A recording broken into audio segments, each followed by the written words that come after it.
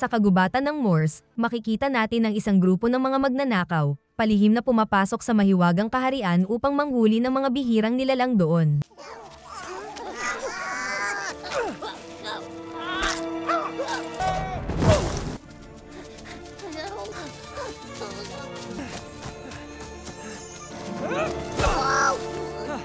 Habang malapit na silang magtagumpay, biglang lumitaw si Maleficent. Madali niyang nahuli ang dalawa sa mga magnanakaw ngunit nakatakas ang pangatlo dala ang ninakaw na nilalang. Habang tumatakas siya, pumitas siya ng isang kumikislap na bulaklak mula sa lupa. Tumakbo siya ng mabilis hanggang sa marating niya ang isang tagong lagusan na nagdadala pabalik sa kanilang kaharian. Doon niya ibinigay ang nilalang at ang kumikislap na bulaklak sa isang misteryosong lalaki, at bilang kapalit, binayaran siya ng ginto. Samantala, patuloy pa rin ang mga tao sa kaharian na iyon sa pagkamuhi kay Maleficent. Ipinapakalat nila ang kasinungalingan na dinukot daw ni Maleficent si Prinsesa Aurora. At may ilan pang ang naniniwalang tinangka niyang patayin ito. Pagkatapos, lumipat ang tagpo kay Aurora, na ngayon ay isa ng reyna ng Moors. Ginugugol niya ang kanyang mga araw na napapaligiran ng mga mahiwagang nilalang, masayang nakikipaglaro sa kanila at nakikinig sa kanilang mga suliranin. Doon niya nalaman na nawawala ang isa sa mga nilalang, ang mismong nilalang na ninakaw ng mga magnanakaw. Lubhang nabagabag si Aurora sa balitang ito. Biglang lumitaw ang tatlong maliliit na diwata. Sa hangaring mapasaya siya, kinuha nila ang kanyang korona at pilyong tumakbo palayo, umaasang hahabulin sila ni Aurora.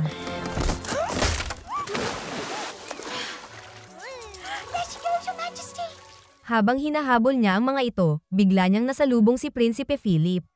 Sa pagdaan ng panahon, lumalim ng husto ang damdamin ni Philip para sa dalaga. Nang makita niya ito, sa wakas ay nag-propose siya. Napuno ng tuwa si Aurora dahil pareho rin ang kanyang nararamdaman para kay Philip. Lihim namang pinagmamasdan ang lahat ng ito ng tapat na uwak ni Maleficent na si Diaval, na agad lumipad upang ipaalam kay Maleficent ang lahat. Prince Philip has asked Aurora if she'll become his... Don't ruin my morning. Nang marinig ito, agad na ipinagaspas ni Maleficent ang kanyang mga pakpak at lumipad patungo kay Aurora. Sa parehong oras, bumalik si Prinsipe Philip sa kanilang kaharian upang ibalita sa kanyang mga magulang. Sinabi niya sa hari at reyna na nag-propose na siya kay Prinsesa Aurora, at pumayag ito. Labis na natuwa ang hari sa pag-asang magkakaroon na ng kapayapaan sa pagitan ng kanilang mga kaharian. Ngunit ang reyna ay may tinatagong damdamin.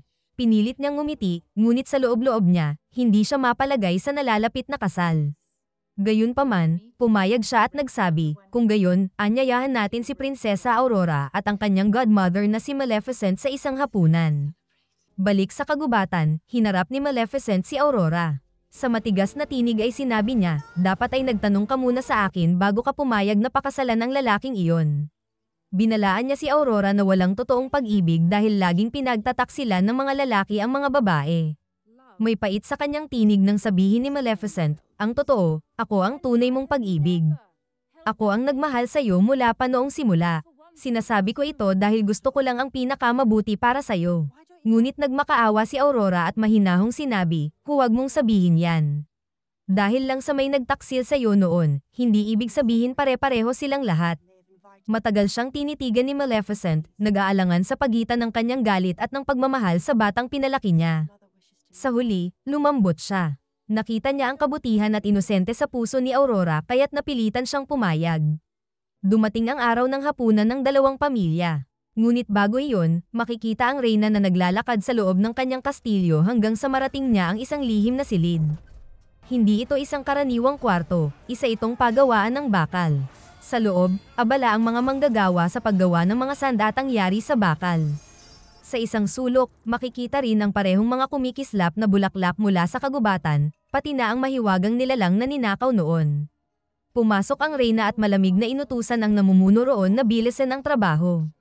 Sa mga bagay na nandoon, may isang spinning wheel na may karayom na kamukhang kamukha ng ginamit sa sumpa noon kay Aurora. Sa ngayon, nananatiling lihim ang tunay na dahilan sa likod ng mga ginagawa ng reyna. Samantala, naghahanda naman si Aurora at si Diaval upang dumalo sa hapunan. Sumama si Maleficent sa kanila, at magkasama silang naglakbay patungo sa kaharian.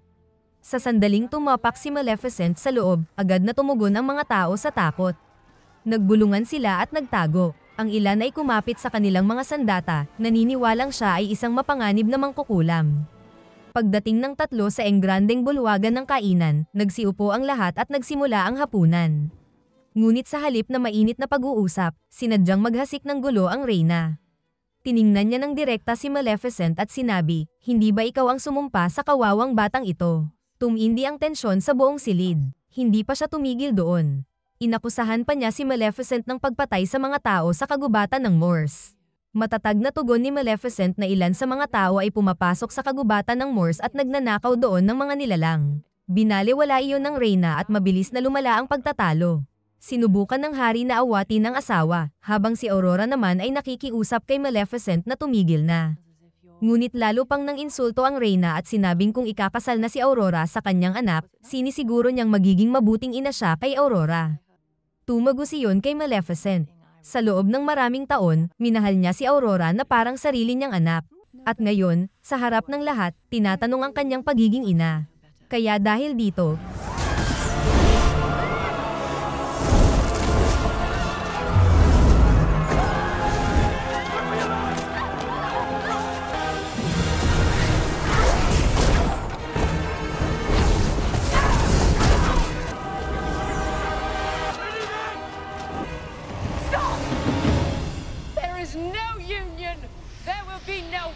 kunwaring natatakot ang Reyna at nagtago sa likod ng hari.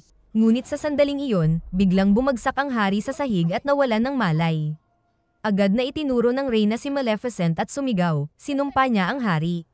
Si Aurora, nanginginig at gulat, ay lumingon kay Maleficent na may luha sa mga mata. "Pakiusap, bawiin mo ang sumpa mo. Bakit palagi kang sumusumpa ng mga tao?" Umiiyak niyang sabi. Natigilan si Maleficent. Mahina niyang bulong, "Aurora. Pati ikaw naniniwala, wala akong ginawang masama sa hari." Ngunit si Aurora na nalinlang ng Reyna ay hindi naniwala. Napunit ang puso ni Maleficent habang nauunawaan niyang ang batang inalagaan niya ay nagdududa na sa kanya. Sa sandaling iyon, pumasok ang mga sundalong armado.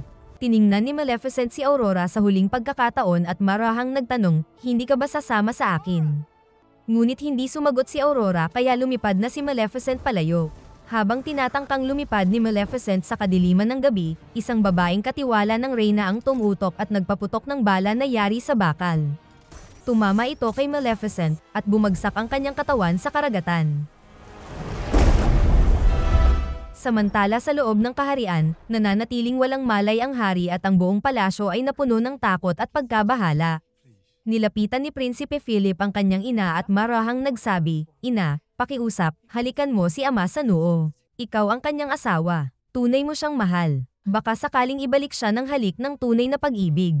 Naniniwala siya sa mga lumang alamat tungkol sa halik ng tunay na pag-ibig, umaasang iyon ang makapagliligtas sa kanyang ama. Ngunit kakaibang ekspresyon ang lumabas sa mukha ng Reyna. Wala siyang nadamang pagmamahal sa hari. Wala siyang tunay na pag-ibig, isa lamang siyang sakim na babae na hindi naniniwala sa mga ganoong kwento. Ngunit upang mapanatili ang kanyang pagkukunwari sa harap ng anak, yumuko siya at hinalikan ang noo ng hari. You wanted peace. Now rest in peace forever.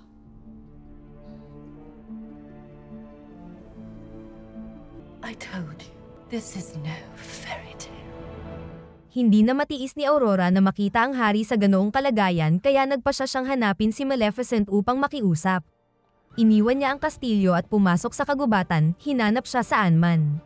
Ngunit nang tanungin niya ang mga nilalang ng kagubatan, iisa ang kanilang sagot, hindi pa bumabalik si Maleficent at wala pang nakakita sa kanya mula kagabi. Samantala, ang katiwala ng Reyna na bumaril kay Maleficent ay nasa tabing dagat pa rin, nakatingin sa karagatan. Bigla niyang napansin ang isang mahiwagang nilalang na lumilitaw mula sa tubig, dala-dala ang katawan ni Maleficent palayo. Gulat na gulat siya at agad na bumalik sa Reyna upang ipaalam ang balita. Nagulat din ang Reyna at inutusan ng katiwala na ipahanap si Maleficent at huwag itong hayaan makatakas. Sa parehong oras, nakabalik na si Aurora sa kastilyo, hindi alam ang tunay na nangyari. Isang nilalang mula sa kagubatan ang palihim na sumunod sa kanya at nakalusot papasok sa kaharian. Kalaunan, natagpuan ng nilalang na ito ang daan patungo sa kulungan, kung saan nakakulong ang isa pang nilalang, ang nilalang na unang ninakaw sa umpisa ng pelikula. Sa kasamaang palad, nahuli rin siya at ikinulong din. Nag-aalala pa rin si Aurora at lumapit sa Reyna. Hindi ko mahanap si Maleficent kahit saan. May nangyari ba sa kanya? Tanong niya. Ngumiti ang Reyna na pinipigil ang kasiyahan, at marahang sumagot, wala kang dapat ipag-alala mahal kong anak. Malakas si Maleficent. Sigurado akong ligtas siya, kung nasaan man siya ngayon. Maamo ang kanyang tinig, ngunit bawat salita ay kasinungalingang naglalayong ikulong si Aurora sa kanyang bitag ng panlilinlang. Kinabukasan, nagbigay ng engrandeng pahayag ang Reyna sa buong kaharian. Ipinahayag niya na ang kasal ni na Prinsipe Philip at Prinsesa Aurora ay gaganapin sa loob ng 3 araw. Sinabi niyang ang pag-iisang ito ang siyang tatapos sa lahat ng alitan at magdadala ng kapayapaan sa pagitan ng mga tao at ng mga mahiwagang nilalang sa kagubatan ng Moors.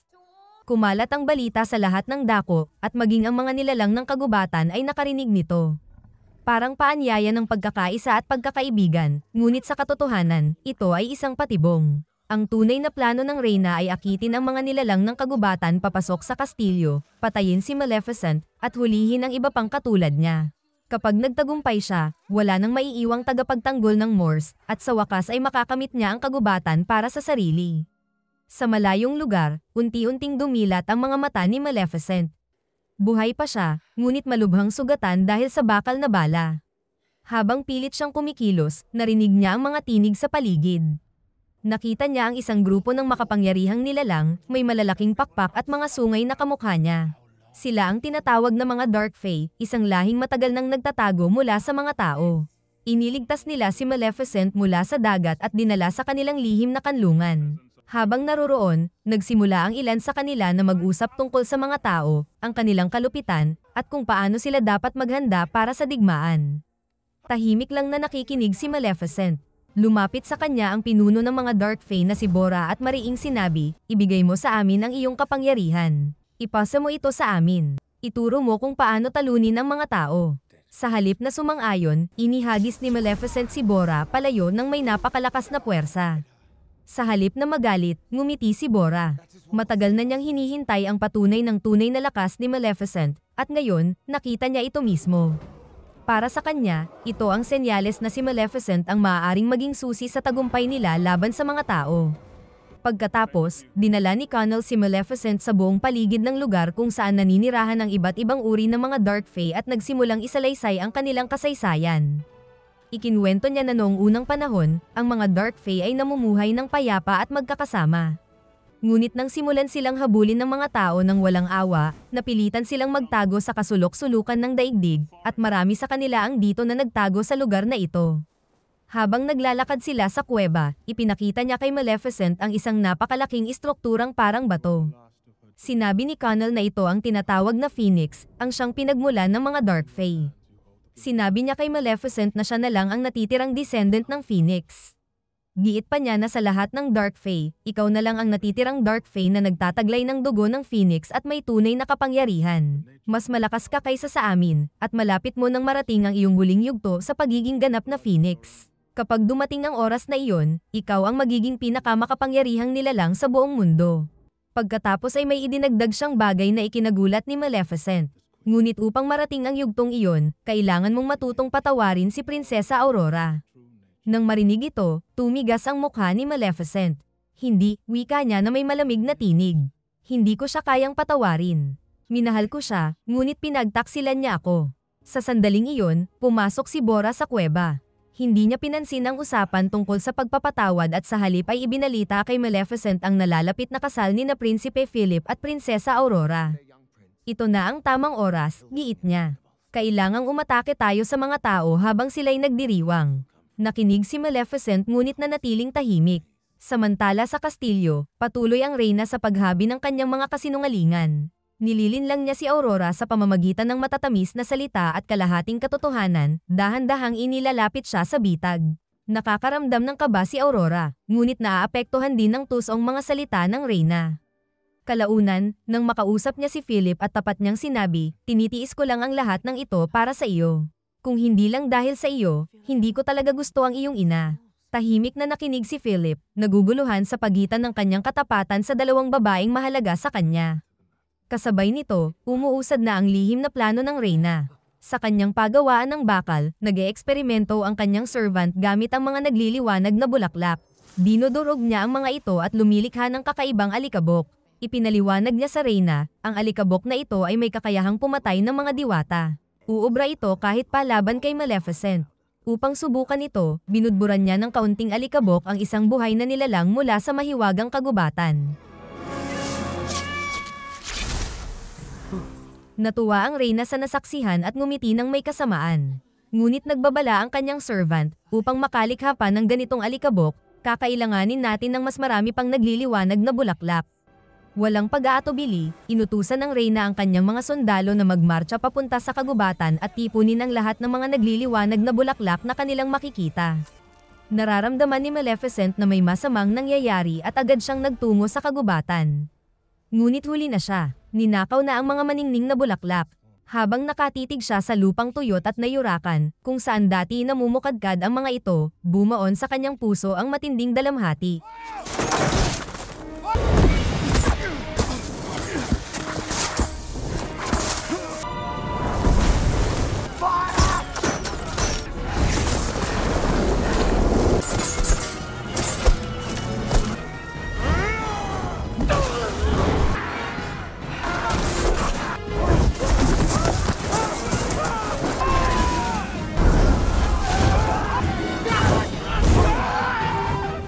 Sa gitna ng kaguluhan, tinamaan ng malubha si Connell. Desperadong sinubukan ni Maleficent na iligtas siya, ngunit nang madala nila ito pabalik, huli na ang lahat. Namatay si Connell sa kanilang harapan, at binalot si Maleficent ng matinding dalamhati at pagkakasala. Kinabukasan, nagsimula na ang mga paghahanda para sa kasal sa kastilyo. Napuno ng mga bulaklak at musika ang mga bulwagan, at dumarating na ang mga bisita. Ang mga nilalang ng kagubatan, na umaasang magdadala ng kapayapaan ang pag-iisang dibdib na ito, ay nagsimulang maglakbay patungo sa kaharian, hindi nila alam na may nakatagong bitag na nag-aantay. Sa mga tarangkahan, sinubukan ni Diaval na nasaan yung tao na makapasok, ngunit pinigilan siya ng mga sundalo. Sa loob, napakaganda ni Prinsesa Aurora sa kanyang damit pangkasal. Nakangiti si Prinsipe Philip at inabot sa kanya ang isang bulaklak upang mapasaya siya. Nagulat si Aurora dahil batid niya na ang bulaklak na ito ay nagmula pa sa Moors. Tinanong niya si Philip kung saan niya ito nakuha, at tugon ni Philip na bigay ito ng kanyang ina. Nabalisa si Aurora at agad na nagpa siyang hanapin ang Reyna upang humingi ng paliwanag. Habang patuloy siyang naghahanap sa kastilyo, natagpuan niya ang isang nakatagong pinto. Dahil sa kuryosidad, itinulak niya ito at pumasok, ngunit laking gulat niya nang makita ang isang lihim na silid. Sa gitna nito ay naroon ang lumang spinning wheel, ang parehong bagay na minsang sumumpa sa kanyang buhay. Napatigil siya at nanigas, habang bumabalik sa kanyang isipan ang mga mapait na alaala ng gabing iyon. Stop! Please! Sa sandaling iyon, tuluyan niyang naunawaan ang katotohanan. Ang Reyna ang siyang sumumpa sa hari, hindi ang kanyang fairy godmother na si Maleficent. Pagkatapos, napansin niya ang dalawang nilalang na mahiwaga, nakakulong sa loob ng mga garapong salamin. Nagpupumiglas ang mga ito kaya't nagmadali siyang lumapit upang palayain sila. Ngunit bago pa man niya magawa, pinigilan siya ng alila ng Reyna. Eksaktong sandaling iyon, pumasok mismo ang Reyna. Isiniwalat na nga niya ang totoo. Sinabi niya, matagal ng panahon ang nakalipas, ang aking kaharian ay nasa tabi ng kagubatan ng Moors. Ang mga ninuno ni Maleficent, mga kasuklam-suklam na nilalang ang umatake sa amin. Dahil sa kanila, napatay ang aking ama. Nang ang aking kapatid ay pumasok sa kagubatan upang makipagkasundo, pinatay rin nila siya. Naiwan akong mag-isa, walang pamilya, walang tagapagtanggol. Pinakasalan ko ang hari hindi dahil sa pag-ibig, kundi dahil wala akong pagpipilian. Ngunit kailanman ay hindi ko siya minahal. At ngayon, maghihiganti ako sa kanilang lahat, sa inyong lahat. Bumigat ang dibdib ni Aurora sa mga salitang iyon ng Reyna. Bago pa siya makapagsalita, inutusan ng Reyna ang mga sundalo na ikulong siya sa isang silid. Kinaladkad siya at ikinulong. Samantala, lahat ng nilalang mula sa kagubatan na dumalo sa kasal ay tinipon sa malaking bulwagan. Doon, itinapon ng aliping babae ng Reyna ang nakamamatay na pulbos sa kanila.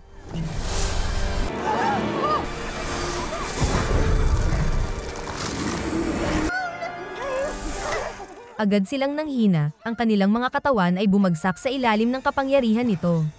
Sa loob ng silid, nagmamadaling tumingin si Aurora sa paligid. Determinado siyang makatakas, pinunit niya ang damit pangkasal at tinali ito upang makabuo ng lubid. Ngunit biglang pumasok ang mga sundalo. Mabilis siyang nakaisip, ikinulong niya ang mga ito sa loob at ipinagpatuloy ang pagtakas. Sa kabilang dako, si Diaval ay nakapuslit na rin sa kaharian. Samantala, tahimik na nakaupo si Prinsipe Philip sa tabi ng kanyang ama, walang kaalam-alam sa nagaganap na karahasan sa paligid. Sa parehong sandali, dumating si Bora kasama ang kanyang hukbo ng Dark Fae, handang sumalakay. Sa utos ng Reyna, pinakawalan ng mga sundalo ang mga bomba sa larangan ng labanan.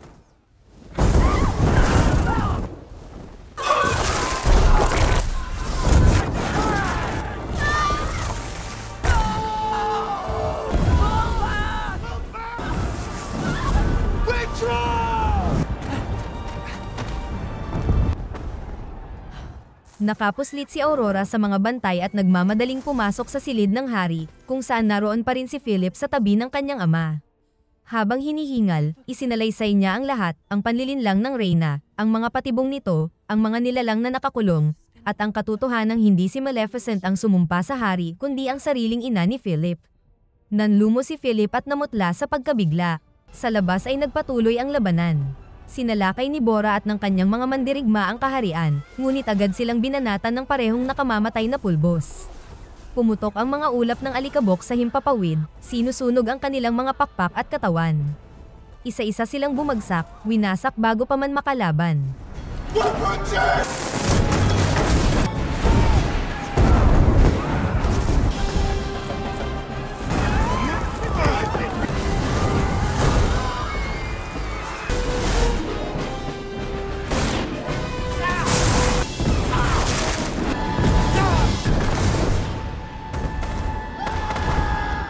Samantala, nakita ni Aurora si Diaval at nilapitan ito.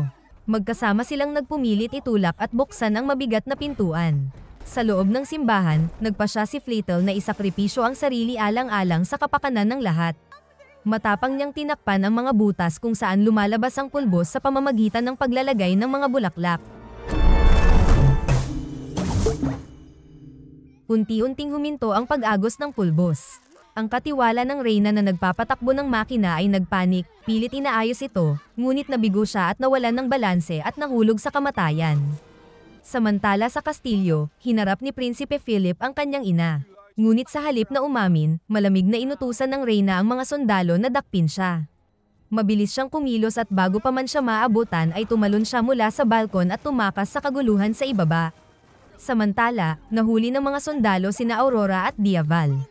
At sa sandaling tila wala ng pag-asa, isang madilim na anino ang bumalot sa larangan ng labanan.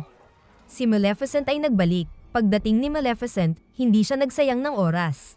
Pinaanyuan niya si Diaval bilang isang dambuhalang oso na sumira sa mga pinto ng simbahan at pinalaya ang lahat ng nakakulong na nilalang. Sa galit at kapangyarihan, nilabanan ni Maleficent ang mga sundalo.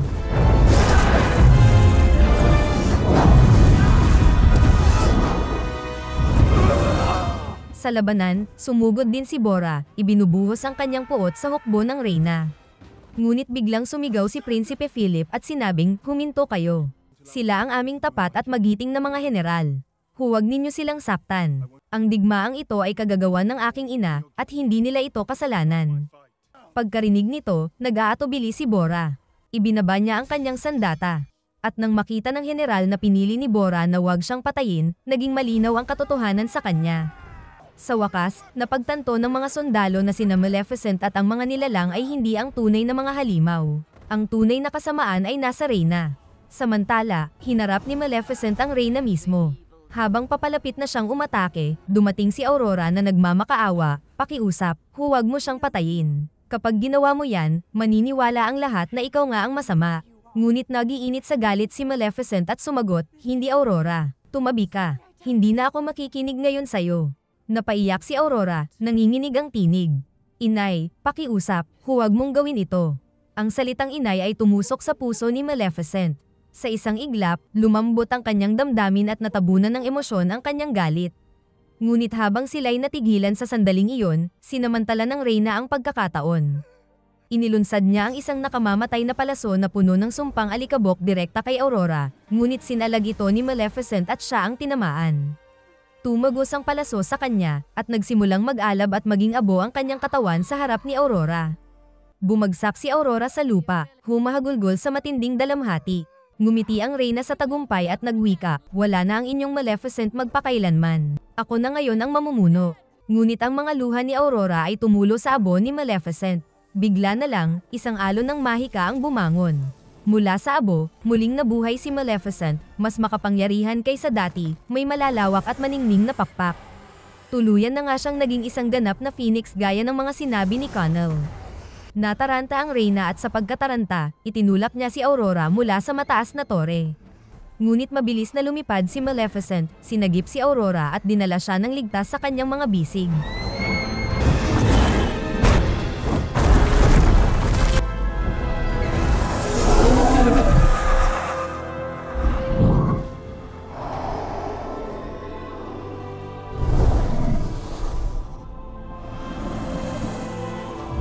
Sa sandaling iyon, dumating si Prinsipe Philip at tumakbo sa tabi ni Aurora. Ngayon, ganap na niyang nalaman ang mga kasinungalingan ng kanyang ina. Tumayo siya kasama si Aurora, ipinapakita sa lahat ang kanilang tunay na pag-ibig. Naantig si Maleficent sa kanilang pagmamahalan, at sa wakas ay tinanggap niya ang kanilang kasal. Lumapit naman ang lingkod ng reyna, ang dating nanghuli sa mga nilalang ng Moors at humingi ng tawad kay Maleficent. Pagkatapos iniabot niya kay Maleficent ang sinumpang spindle na minsang naging sanhi ng paghihirap ni Aurora. Nalantad sa lahat ang katotohanan, ang reyna pala ang tunay na naghasik ng sumpa sa hari at hindi si Maleficent. Ang hari, na ngayoy gumaling na mula sa karamdaman, ay nanood habang dinadakip ni Borra at ng kanyang mga tauhan ang reyna. Sa huli, ginawang kambing ni Maleficent ang reyna, tinapos ang kanyang kalupitan magpakailanman. Pagkatapos nito, ibinalik niya ang kagandahan ng kaharian, pinuno ng mga bulaklak ang buong lupain. Humarap siya kay Borra at sa kanyang mga kasama at sinabi, kayong lahat ay mabubuting nilalang. Mula ngayon, malaya na kayong makapamumuhay ng hindi nababahala sa mga tao. Pagkatapos nito, kinuha ni Maleficent ang kasuotan pangkasal ni Aurora at inihanda ang magkasintahan para sa kanilang kinabukasan. Sa gitna ng mga tao at mga nilalang na may mahika, ikinasal si Aurora at Prinsipe Philip. Nagalak ang hari at nagkaisa ang dalawang kaharian sa pagdiriwang. Muling nagbalik ang kapayapaan at kasiyahan, at ang halakhak ay umalingaw sa himpapawid. Bago umalis, marahang sinabi ni Maleficent kina Aurora at Philip, babalik ako kapag mayroon na kayong isang maganda at mabuting anak. At sa mga salitang iyon, pinagaspas niya ang kanyang pakpak at lumipad palayo, iniiwan ng isang mundong muling maginhawa at buo. At dito na nagtatapos ang kwento ni Maleficent, Mistress of Evil, isang kwento ng pag-ibig, pagtataksil, kapatawaran, at pagkakaisa, na nagwawakas sa kagalakan at kapayapaan.